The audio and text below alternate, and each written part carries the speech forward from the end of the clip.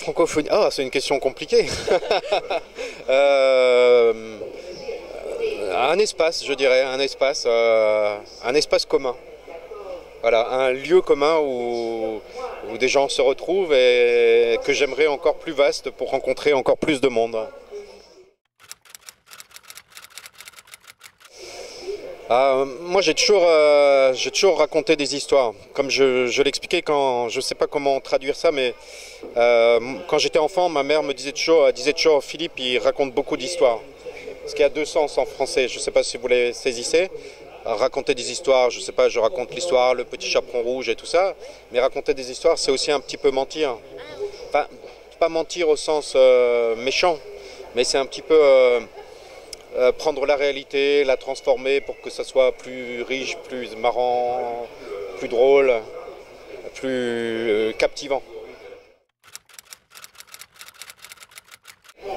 Alors c'est des opinions un peu flash puisque je suis arrivé hier soir vers 22 h et donc ce matin je me suis réveillé, mais quand même hier soir je me suis promené le long de la mer vers la Tour Blanche et j'ai tout de suite beaucoup aimé l'animation qu'il y avait, tous les cafés.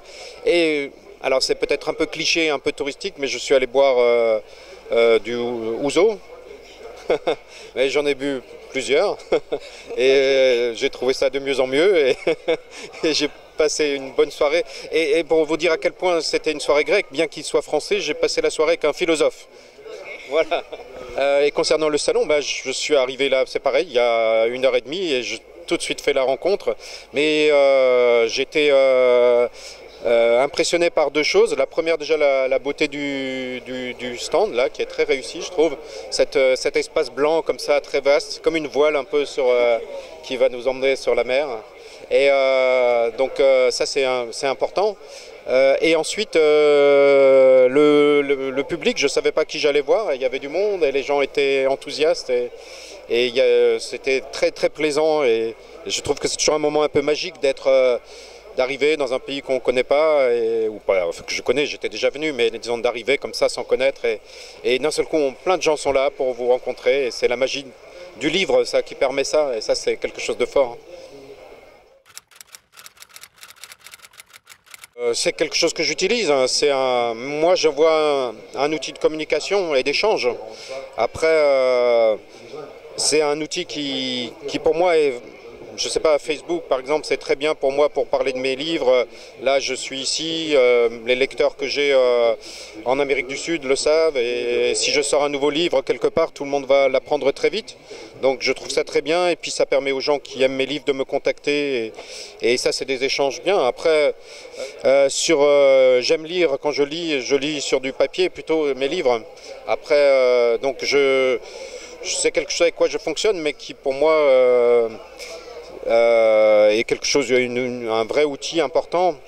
Mais qui est, si c'est par rapport à la lecture, je trouve que le livre est un outil technologique très développé et je vais toujours plus vite dans mes pages et comme ça et j'aime l'objet. Voilà, je suis de la génération du livre où le livre est en papier et j'aime le papier, j'aime ça. Voilà.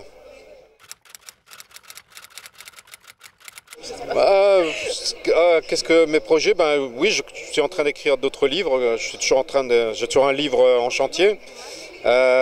Donc là je suis sur un projet d'un grand roman pour enfants, préadolescents, adolescents, et un peu comme tous mes livres qui peut se lire aussi adulte. Enfin ce que j'aime c'est qu'on puisse le lire à tous les âges et donc je pense que ça va être le début d'une saga en 3 volumes, voire peut-être même plus, sur laquelle je travaille depuis plusieurs années.